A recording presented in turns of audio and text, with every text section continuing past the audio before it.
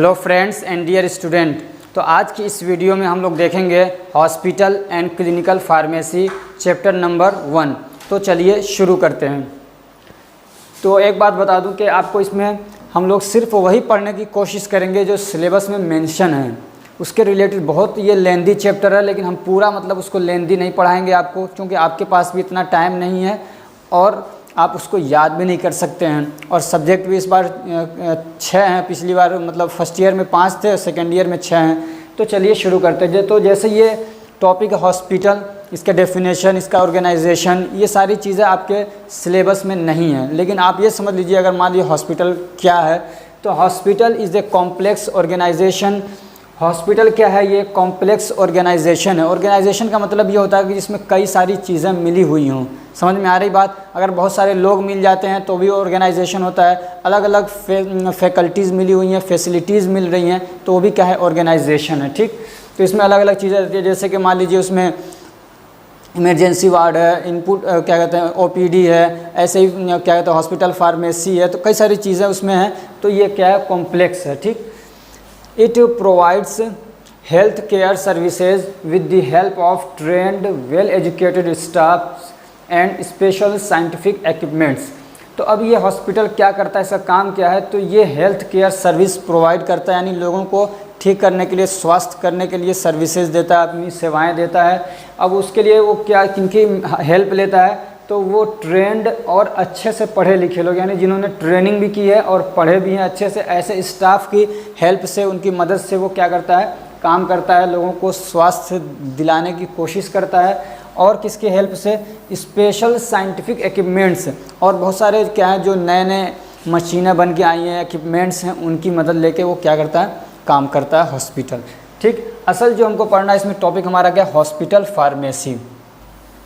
क्या है असल टॉपिक हमको जो पढ़ना है? वो है हॉस्पिटल फार्मेसी। तो आप जानते होंगे फार्मेसी क्या होता है, चूँकि कम्युनिटी फार्मेसी में मैंने बहुत कुछ पढ़ा दिया, इसके बारे में 2-3 चैप्टर हो चुके हैं। तो फार्मेसी जहाँ पे दवाएं वगैरह हैं, जिसको स्टोर किया जाता है, वहाँ से डिस्पेंस किया जाता है, उसके रिगार्डिंग कुछ इन्फॉर्मेशन दी जाती है। तो यही आपने देखा होगा, हॉस्पिटल के अंदर भी क्या होते हैं, कुछ छोटे छोटे से क्या होते हैं, फार्मेसी होते हैं, मेडिकल स्टोर होते हैं। तो वही क्या होता है? हॉस्पिटल फार्मेसी होता है। Hospital pharmacy is a health care service provider. तो हॉस्पिटल फार्मेसी भी क्या है? एक हेल्थ केयर सर्विस प्रोवाइडर है। ये भी कह सकते हैं कि एक ब्रांच है उसका, हेल्थ केयर सर्विसेज प्रोवाइडर का।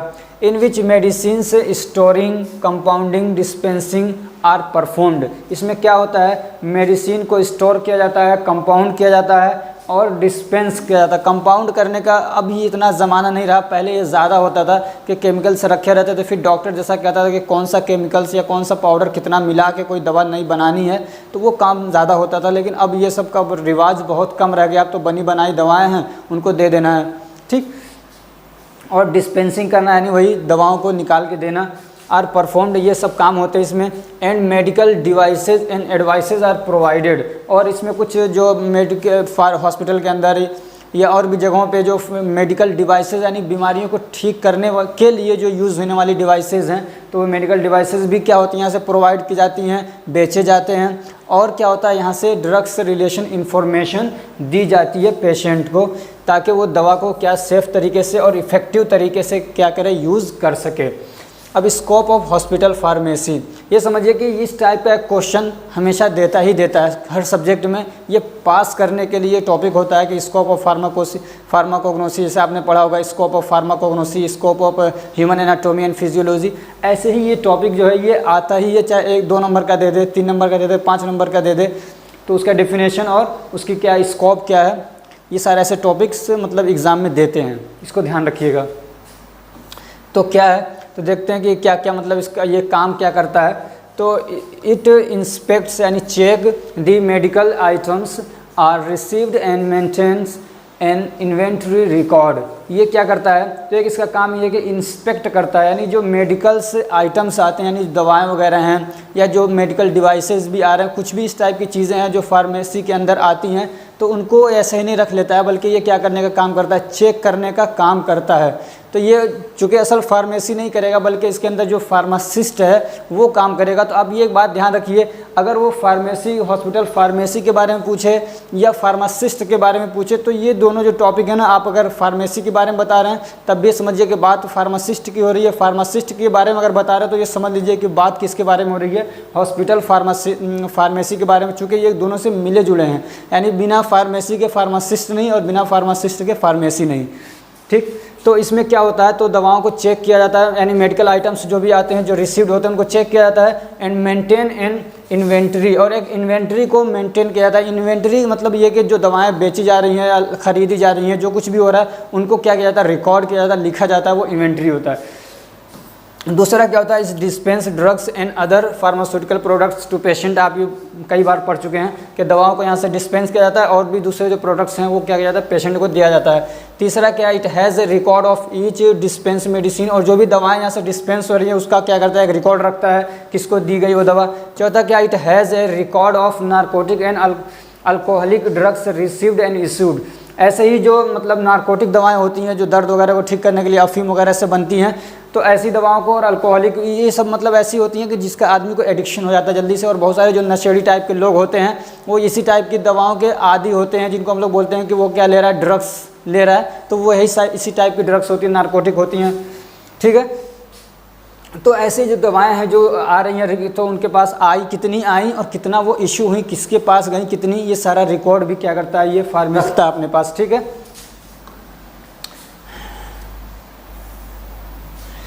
एक पॉइंट और क्या है कि it manufactures the drugs in case of shortage and drug available in high cost. ये कह रहे हैं कि कभी ऐसा भी होता है कि जो मतलब दवाएं जो हैं मतलब बहुत शॉर्टेज हो गया, बहुत ज़्यादा दवा यूज़ हो गई या ख़राब हो गई, तो दवा को शॉर्टेज हो गया, नहीं हो रहा है, तो अब जो फार्मेसी है उसकी ज़िम्मेदारी ये भी है कि वो क्या करे, दवा मैन्युफैक्चर करे, बहुत ज़्यादा अमाउंट में नहीं लेकिन थोड़ी बहुत तो उसको करनी चाहिए। ठीक है, तो इसमें जो लोग होते हैं वो स्पेशलिस्ट होते हैं, ऐसे लोग होते हैं जो मतलब चीफ फार्मासिस्ट होता है जो फार्मेसी को चला रहा है, उसके अंदर ये एबिलिटी होनी चाहिए कि वो दवा अगर ज़रूरत पड़े तो बना भी सके। ठीक है, तो और या तो दवाओं का रेट बहुत ज़्यादा हाई कर दिया गया है, क्या दवाओं का रेट बहुत हाई कर दिया गया, मान लीजिए 100 रुपये की होनी चाहिए लेकिन उसको बेचा जा रहा है 500 में, 400 में, तो उसके लिए भी क्या है भाई, अपनी दवा बना लो अपने घर में और यूज़ करो।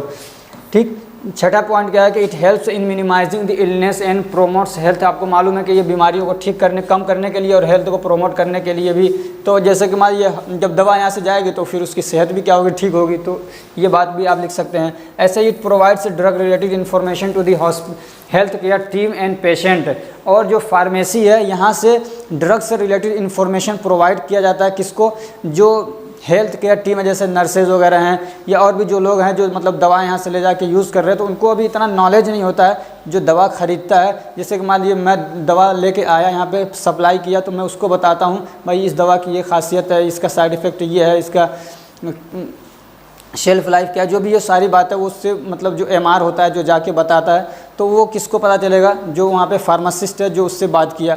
अब वो क्या करेगा, दूसरे लोगों को भी बताएगा कि ये दवा की ये इसकी कैरेक्टरिस्टिक है, खासियत है। ठीक, और किसको बताएगा, और पेशेंट को भी बताएगा कि मतलब तुम कैसे इसको यूज़ करोगे, क्या इसके साइड इफ़ेक्ट आ सकते हैं। तो ड्रग से रिलेटेड जो भी मतलब इन्फॉर्मेशन है वो क्या करता है, ये बताता है, डिलीवर करता है। आठवां क्या, it helps in quality control of drugs. और ये इसकी एक जिम्मेदारी ये भी होती है, बल्कि इसका एक स्कोप ये भी है कि ये क्या करता है, ड्रग की क्वालिटी को चेक करता है, इसी को बोलते हैं क्वालिटी कंट्रोल। अगर दवा ख़राब है तो उसको वापस कर देगा, अच्छी दवा लोगों तक पहुँचे और तब अच्छे से वो लोग क्या होंगे, ठीक होंगे, और साइड इफ़ेक्ट भी क्या होगा, ज़्यादा नहीं होता है। ठीक है, अब एक टॉपिक है आपके सिलेबस में, national and international scenario of hospital pharmacy, यानी हॉस्पिटल फार्मेसी का मतलब क्या मेयार है, क्या मकाम है, क्या कह सकते हैं पोजीशन है नेशनल और इंटरनेशनल लेवल पे। The pharmacist are the third largest group of health professional in the world. जो कह रहे हैं कि फार्मासिस्ट लोग हैं ये क्या है, ये हेल्थ केयर सर्विसेज प्रोवाइडर करने में इनका जो ग्रुप है फार्मासिस्ट का वो तीसरे नंबर पे है। यानी ये बहुत सारे डॉक्टर्स हैं, मान लीजिए पहले नंबर पे, दूसरे नंबर पे और कोई, तीसरे नंबर पे हेल्थ प्रोवाइड करने वालों में किनका नंबर है, फार्मासिस्ट का।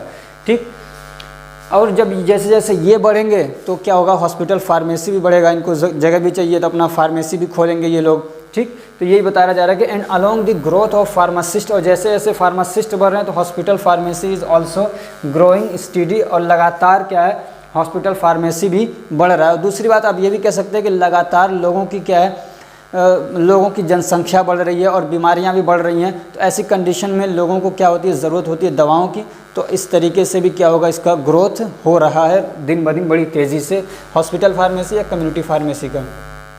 और क्या है दूसरा point, the main job of pharmacist is to manufacture and dispense the drugs. जो फार्मासिस्ट का असल काम है वो क्या है कि दवाओं को मैन्युफैक्चर करना और उसको डिस्पेंस करना। लेकिन but this role is evolved, लेकिन ये जो रोल था इनका वो क्या हो गया, अब तरक्की कर चुका है। अब इतने पे ये लिमिट नहीं रह गया इनका, बल्कि और इससे आगे इनका मकाम बढ़ा दिया गया, इनकी पोजीशन, इनकी हैसियत को थोड़ा और ऊपर कर दिया गया है। And now they are playing an important role in the care of patient. अब ये लोग क्या करने लगे हैं, पेशेंट को की बीमारियों को ठीक करने के लिए भी काम करने लगे हैं। यानी बहुत सारे देखते हैं जो हॉस्पिटल में या क्या कहते हैं अपने फार्मेसी खोल रखी है, तो वो लोग दवाएं दे रहे हैं और बहुत सारे मतलब जो पेशेंट हैं वो ठीक हो रहे हैं इनकी वजह से। तो ये भी क्या कर रहे हैं, एक बड़ा रोल अदा कर रहे हैं लोगों को स्वस्थ करने के लिए। ठीक। तीसरा क्या है, many of countries are not accepting the pharmacist as health care team. अब भी बहुत सारी ऐसी कंट्रीज़ हैं जो फार्मासिस्ट को हेल्थ केयर टीम में नहीं मानते हैं। ये कहते हैं कि ये अलग लोग हैं, ये बीमारियों को ठीक करने के लिए इनका कोई रोल नहीं है। ठीक। Although they are capable to work in this field, हालांकि फार्मासिस्ट भी इस लायक हैं, उनके अंदर वो एबिलिटीज़ होती हैं, कैपेबिलिटीज़ होती हैं कि वो मतलब इस तरीके से काम कर सकते हैं और कर रहे हैं बहुत सारी जगहों पे, बहुत सारी कंट्रीज़ में। लेकिन उसके बावजूद बहुत सारी कंट्रीज़ में उनको इसकी परमिशन नहीं है।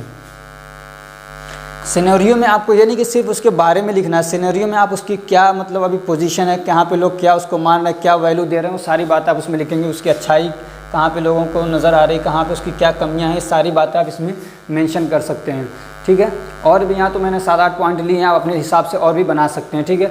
In India a hospital pharmacist has a limited role in comparison to western countries. ये कह रहा है जो वेस्टर्न कंट्रीज़ हैं यानी जैसे कि यूरोप, अमेरिका, यूएस, तो उन कंट्रीज़ में एक फार्मासिस्ट की जो वैल्यू है वो बहुत ज़्यादा है, उनको बहुत ज़्यादा इज्जत दी जाती है, बहुत ज़्यादा मकाम दिया जाता है। ठीक। लेकिन इंडिया के अंदर अभी वो क्या है, वो पोजीशन, वो वैल्यूज़, वो अथॉरिटीज़ उनको नहीं मिली हैं। यानी कि इनको काम को रिस्ट्रिक्टेड कर दिया, लिमिटेड अभी काम इनको दिया गया है, इनको वो सारे पावर अभी नहीं मिले हैं जो वेस्टर्न कंट्रीज़ के अंदर फार्मासिस्ट को दिया गया है।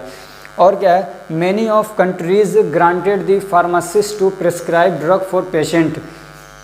बहुत सारी ऐसी कंट्रीज़ हैं जिन्होंने अब फार्मासिस्ट को ये ओहदा दे दिया है कि वो दवा, जैसे डॉक्टर प्रिस्क्राइब करते हैं दवा, अब फार्मासिस्ट भी क्या कर सकते हैं, ऐसे पर्ची लिख सकते हैं, जाओ तुम दवा ले लो, मतलब डॉक्टर की तरह काम कर सकते हैं। और क्या है, hospital pharmacy is a important part of hospital to provide pharmaceutical preparation. एक इसका क्या है पोजीशन, ये है कि ये हॉस्पिटल फार्मेसी जो है ये हॉस्पिटल का एक अटूट पार्ट है, एक अटूट हिस्सा है। अगर उसको निकाल देते हैं तो हॉस्पिटल समझिए अधूरा हो जाएगा। बहुत सारे कंडीशन ऐसे होते हैं कि दवा की तुरंत ज़रूरत होती है, सुबह शाम दवाएं मतलब पेशेंट को दी जाती है, जहाँ पे पेशेंट क्या होते हैं हॉस्पिटलाइज रहते हैं, एडमिट रहते हैं। तो इसलिए क्या कह सकते हैं कि हॉस्पिटल फार्मेसी की बहुत अहमियत है, ये क्या है बहुत ज़रूरी पार्ट हिस्सा है किसका, हॉस्पिटल फार्मेसी का।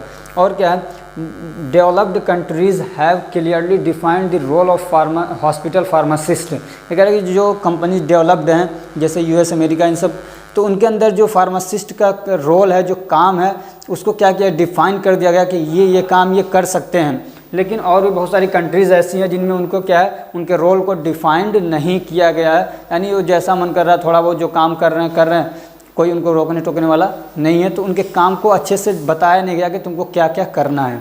तो इसका सिनेरियो हो गया। अब एक टॉपिक है आपके यहाँ, organisational structure of hospital pharmacy. Organisational structure of hospital pharmacy,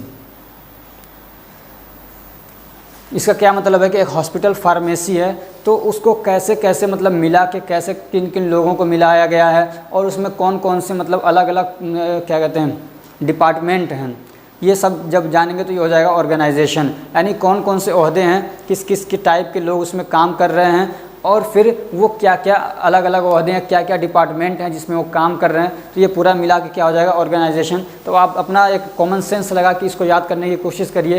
तो मान लीजिए एक हॉस्पिटल है तो उसका एक हेड होगा जो एडमिनिस्ट्रेटर कहलाएगा, उसको कहेंगे एडमिनिस्ट्रेटर है, ये इसका हेड है, सीईओ है। फिर उसके बाद अब उसके नीचे कई सारे लोग हैं, अलग अलग डिपार्टमेंट होंगे, जैसे कि मान लीजिए ओपीडी हो गया, इमरजेंसी वार्ड हो गया, ऐसे ही क्या कहते हैं हॉस्पिटल फार्मेसी हो गया। तो अब इनके अलग अलग मतलब क्या होंगे। अब ऐसा नहीं कि कोई आदमी सबको संभालेगा, बल्कि इसमें क्या करेगा, कुछ लोगों को जिम्मेदार बना देगा। तो हमको अब इसमें ओपीडी नहीं पढ़ना, इमरजेंसी नहीं पढ़ना है, तो फिर वो क्या करेगा, उसमें कुछ लोगों को जिम्मेदार बना देगा। तो वो फिर क्या करेंगे, पूरे नीचे वालों को कुछ जिम्मेदारियां देंगे, संभालेंगे, मैनेज करने का काम करेंगे। तो चलिए अब हम लोग थोड़ा इस चार्ट की मदद से देखते हैं कि कैसे ऑर्गेनाइजेशन है इसका हॉस्पिटल फार्मेसी का। तो ये समझ लीजिए कि एक हॉस्पिटल है। पहले सबसे पहले ये समझिए कि क्या है, एक हॉस्पिटल है। ठीक, एक हॉस्पिटल हो गया ये। अब उसको क्या है, कुछ मतलब उसके जो जिम्मेदार हैं, जो भी चलाने वाले हैं, तो उसको एडमिनिस्ट्रेटर हो गए। ठीक, अब उनके अंडर में सारा कुछ देख रहेगा। तो उसमें इमरजेंसी वार्ड भी हो गया, ऐसे ही ओपीडी हो गया, ऐसे ही एक वार्ड उसमें होगा, एक डिपार्टमेंट होगा, वो क्या होगा, हॉस्पिटल फार्मेसी।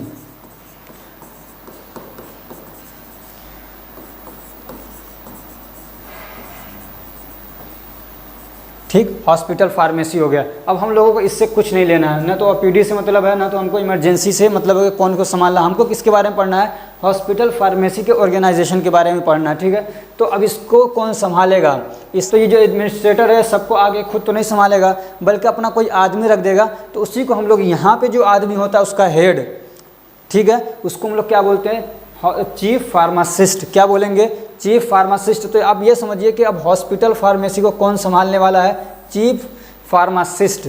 कौन संभालेगा, चीफ फार्मासिस्ट।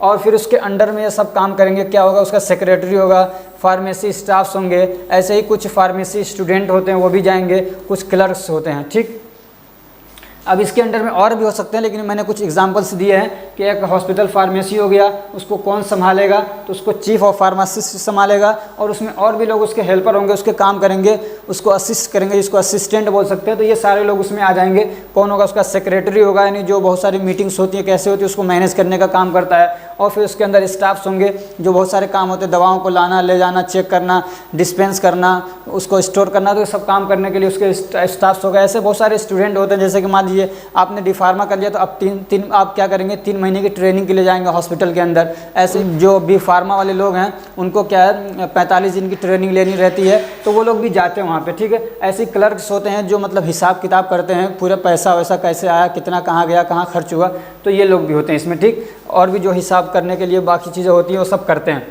अब इसमें कुछ अब डिपार्टमेंट्स क्या क्या हैं, तो एक डिपार्टमेंट है उसमें क्या है, डिस्पेंसिंग का।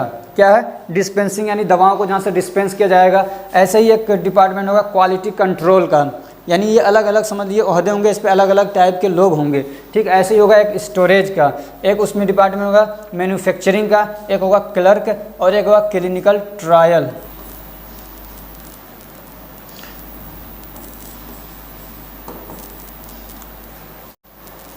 एक इसमें डिपार्टमेंट क्या होगा, क्लिनिकल ट्रायल। ये ट्रायल यहाँ से काट दीजिए, उधर लिख लीजिए। ठीक है, तो ये इतने डिपार्टमेंट हो गए। अब ये इसलिए मैं यहाँ बता रहा हूँ कि आगे क्वेश्चन आने वाला है कि अगर मतलब कोई फार्मेसी में जाना चाहता है तो उसको कितना मतलब पढ़ा लिखा होना चाहिए और क्या क्या डिपार्टमेंट होते हैं। ठीक, तो अब ये समझिए डिस्पेंसिंग के लिए आपको क्या चाहिए, तो कम से कम मिनिमम जो डिग्री होनी चाहिए वो क्या होना चाहिए, डी फार्मा का। बी फार्मा, एम फार्मा है तो सब उसके लिए चलेंगे, लेकिन मिनिमम डिग्री क्या होना चाहिए, डी फार्मा। ऐसी क्वालिटी कंट्रोल के लिए जो आदमी है क्वालिटी कंट्रोल को देख रहा है, यानी दवाओं के क्वालिटी को, तो उसके लिए कम से कम क्या होना चाहिए, एम फार्मा होना चाहिए। ऐसे ही स्टोरेज के लिए, तो स्टोरेज के लिए बी फार्मा किया हुआ या डी फार्मा किया हुआ है, तो दोनों रह सकते हैं। असल में समझिए मिनिमम जो है वो डी फार्मा, उससे ऊपर वाले कोई भी आ सकता है स्टोरेज में। ऐसे ही मैन्युफैक्चरिंग में तो इसमें भी कम से कम एम फार्मा होना चाहिए।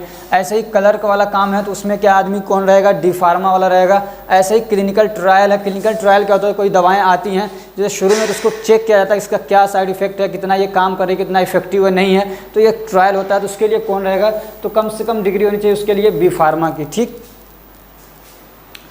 अब एक चीज़ इसमें ध्यान रखिए कि अगर पीएचडी किया हुआ कोई है तो वो सब में पहले उसको प्रायोरिटी दी जाएगी, उसको सबसे पहले रखा जाएगा।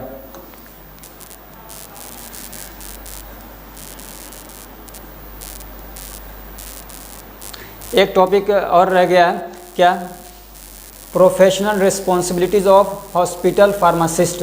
ये कह रहे हैं कि जो हॉस्पिटल फार्मासिस्ट है उसके प्रोफेशनल यानी अपना वो जो उसका पेशा है तो उसके तहत उसकी क्या रिस्पॉन्सिबिलिटीज़ बनती हैं। एक बात समझिए कि इसमें ना आपने अभी कम्युनिटी फार्मेसी पढ़ा होगा तो वहाँ पे उसका रोल रिस्पॉन्सिबिलिटी जो है वो सब यहाँ पे भी वही रहेगा, कुछ बहुत ज़्यादा मतलब बदलेगा नहीं, थोड़ा बहुत, चूँकि हॉस्पिटल के अंदर है थोड़ा बहुत बदल जाएगा। ऐसे ही उसकी रिस्पॉन्सिबिलिटीज़ क्या है, उसका रोल क्या है, इसको आप देखेंगे अलग अलग तरीके से इतना घुमा के मतलब सिलेबस बनाया है कि दिमाग आपका ख़राब हो जाएगा। एक ही बात को 50 तरीके से कहने की कोशिश की है, तो एक बार आप सिर्फ क्या है फार्मासिस्ट का रोल याद कर लीजिए तो आपके वो क्या होता है रिस्पॉन्सिबिलिटी में आप उसको लिख दीजिए, वहाँ पर भी काम आएगा। रिस्पॉन्सिबिलिटीज़ याद कर लीजिए, रोल में काम आएगा, गुड फार्मेसी प्रैक्टिस में काम आएगा।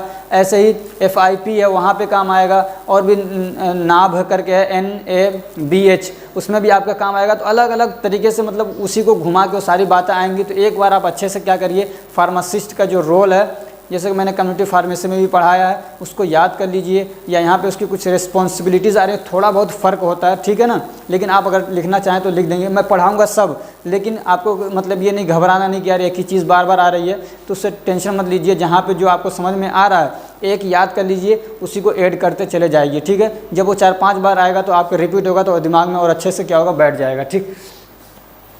तो इसकी रिस्पॉन्सिबिलिटीज़ क्या है, इसकी जिम्मेदारियां क्या हैं, तो क्या है to follow the hospital's policy and convey other for that. तो इसकी एक जिम्मेदारी ये भी है, प्रोफेशनल रिस्पॉन्सिबिलिटी ये भी है कि वो खुद भी क्या है हॉस्पिटल की जो पॉलिसीज़ हैं उसको फॉलो करे, और दूसरों से भी कहे कि तुम भी भाई इसको क्या करो मतलब फॉलो करो, कन्वे करेगा उनको, ठीक है, उनको मनवाएगा। दूसरा क्या है to maintain accuracy of dosages and prescribed. ये कह रहे हैं कि जो डोजेज हैं, जो दवाएं मतलब प्रिस्क्राइब की गई हैं, तो इसमें जितना डोज कहा गया है उतना ही क्या करें, इसकी कोशिश करें कि उतना ही मतलब पेशेंट को पहुंचे। ऐसा नहीं कि उसमें तो मतलब जो डोज कहा गया है कि आपको इसको 10 ml देना है, आपने उसको क्या किया 15 ml दे दिया या 8 ही ml दिया, नहीं भाई। मान लीजिए पिलाने वाली दवा है तो उसमें ज़्यादा मतलब दिक्कत आती है डोजेज़ की, तो ऐसा करें कि मतलब जितना कहा गया है उतना ही डोज क्या है उसको पेशेंट को पहुँचे। ऐसे ही to provide drug information and way of administration to new staffs और of new drugs to all staffs. Drug से रिलेटेड इन्फॉर्मेशन क्या करेगा, प्रोवाइड करेगा, और उस दवा को कैसे एडमिनिस्टर किया जाए उसके बारे में क्या करेगा, इन्फॉर्मेशन देगा। कैसी दवा, या तो वो नई दवा है, यानी मान लीजिए कोई नई दवा आई तो उसके बारे में लोगों को बताएगा कि कैसे इसको मतलब हम लोग यूज़ करेंगे, कैसे इसके एडमिनिस्टर करेंगे। और दूसरे अगर मान लीजिए या तो दवा पुरानी है लेकिन स्टाफ नया है जिसको पता नहीं है, तो उनको बताएगा कि ये दवाएं, जैसे मान लीजिए आप हैं अभी पढ़ के गए, आपको तो पता ही नहीं अच्छे से अभी, तो आपको भी बताएगा। तो इसकी रिस्पॉन्सिबिलिटीज़ ये नहीं कि कहेंगे तुम क्या पढ़ के आए हो, 3 साल लगा के आए, 2 साल लगा के आए, तुमको कुछ पता ही नहीं है, उठ ऐसे चले आए बिना पढ़े। तो ऐसा नहीं करना चाहिए उसको, बल्कि ये कि समझाना चाहिए, क्योंकि ये सब चीज़ें वो पढ़ के थोड़ी आए किताबों में कि दवा कैसे मतलब लगाएंगे, उसको एक्सपीरियंस थोड़ी अभी इतने अच्छे से। ऐसे ही to remain updated about new drugs, उसकी एक जिम्मेदारी ये भी है कि जो नई दवाएं आ रही हैं उसके बारे में वो अपडेट रहे, कि मतलब ये कोई मतलब हो सकता है कि पुरानी जो दवा कोई ऐसी चल रही है जिसका साइड इफ़ेक्ट बहुत ज़्यादा है, लेकिन नई रिसर्च के बाद एक नई दवा आई जिसका साइड इफ़ेक्ट कम है, तो वो वाली दवा लानी चाहिए उसकी जगह पे, ठीक है। और क्या है to give instruction to the patient for self administered drugs. ऐसे कह रहे हैं कि जो मतलब बहुत सारी दवाएं ऐसी होती है जो लोग हॉस्पिटलाइज हैं तो उसको मतलब क्या कहते हैं इंजेक्शन लगा दिया जाता है, तो उसमें मतलब खुद दवा नहीं खानी पड़ती है पेशेंट को। लेकिन कई बार ऐसा होता है कि दवा खुद पेशेंट खाता ले गया घर, वहाँ पे खा रहा है, वो खुद एडमिनिस्टर कर रहा है, तो उसको क्या करेगा अच्छे से समझाएगा कि कैसे दवा को लेना है। ऐसे ही to take parts in new research and development, ऐसे ही कुछ नई रिसर्च हो रहा है, नई तहकीकात हो रही हैं, नई खोज हो रही है, तो उसमें भी क्या करना चाहिए, इसको हिस्सा लेना चाहिए, और ज़्यादा से ज़्यादा चीज़ों को डेवलप करने में भी क्या इसको करना चाहिए, कोशिश करनी चाहिए। और क्या है to educate and make trained the pharmacist and pharmacy students are taking practical training. ऐसे कह रहे हैं कि जो मतलब स्टाफ्स हैं अगर वो अनट्रेंड है, अभी नए नए आए हैं, या कुछ स्टूडेंट्स हैं जो अभी ट्रेनिंग ले रहे हैं आपके यहाँ आके, तो उनको क्या करिए आप अच्छे से एजुकेट करिए, पढ़ाइए। ये भी क्या है एक फार्मासिस्ट की रिस्पॉन्सिबिलिटी है। तो फ्रेंड्स आज की इस वीडियो में हम लोग इतना ही रखते हैं, फिर मिलते हैं नेक्स्ट पार्ट में। अगर ये हमारी कोशिश आपको अच्छी लग रही है तो वीडियो को लाइक करिए, चैनल को सब्सक्राइब करिए और अपने फ्रेंड्स को भी शेयर करिए ताकि वो भी इससे फ़ायदा उठा सकें। Thank you so much for watching.